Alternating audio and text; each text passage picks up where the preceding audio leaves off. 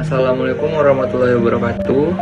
Siap izin memperkenalkan diri, nama Osyaul Saputra, NPM 2271020207. Ingin menjelaskan hasil tugas saya yang berjudul Peran Sistem Informasi dalam Dunia Pendidikan. Sistem informasi dalam dunia pendidikan memiliki peran yang sangat penting, di antaranya adalah mendukung proses dan operasional pendidikan. Sistem informasi dapat dimanfaatkan untuk mendukung proses dan operasional sekolah atau kampus dengan berbagai macam fungsi.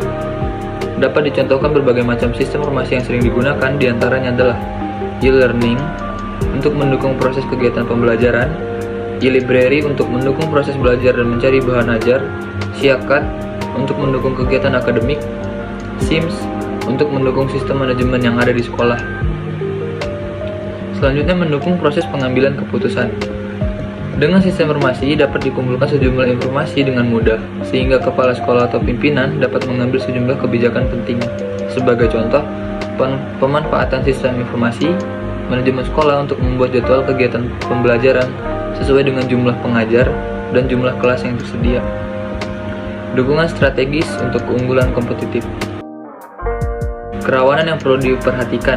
Di antara fungsi di atas, perlu diperhatikan pula kerawanan yang mungkin muncul jika menggunakan sistem informasi dalam bidang pendidikan. Yang pertama, masalah hardware atau kesalahan instalasi, kerusakan hardware, dan lain-lain, yang menyebabkan sistem informasi sekolah terganggu, sehingga operasional sekolah juga terganggu.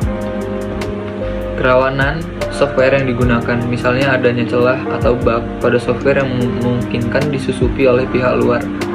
Kerawanan atas penggunaan internet, sebab sistem informasi yang terhubung dengan internet dapat diakses oleh siapa saja.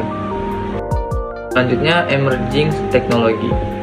Emerging teknologi yang berpengaruh terhadap sensor informasi di dunia pendidikan adalah: yang pertama, teknologi jaringan komputer dan internet.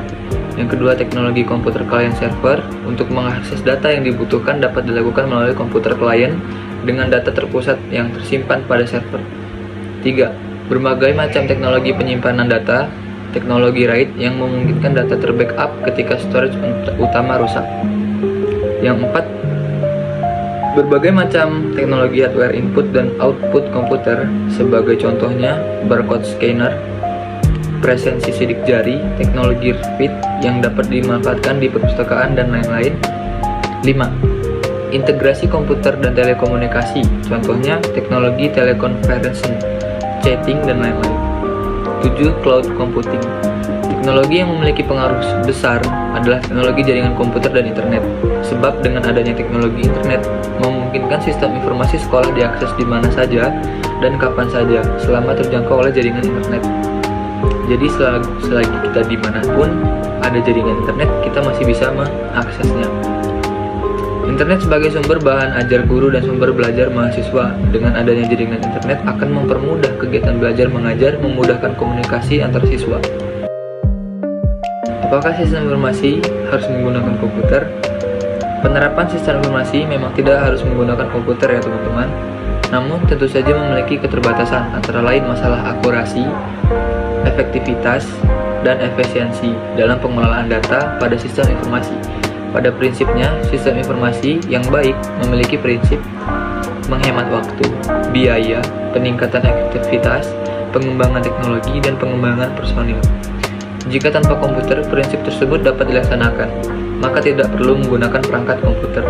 Pada prakteknya, tidak mungkin sistem informasi yang kompleks dapat berjalan dengan baik jika tanpa adanya komputer.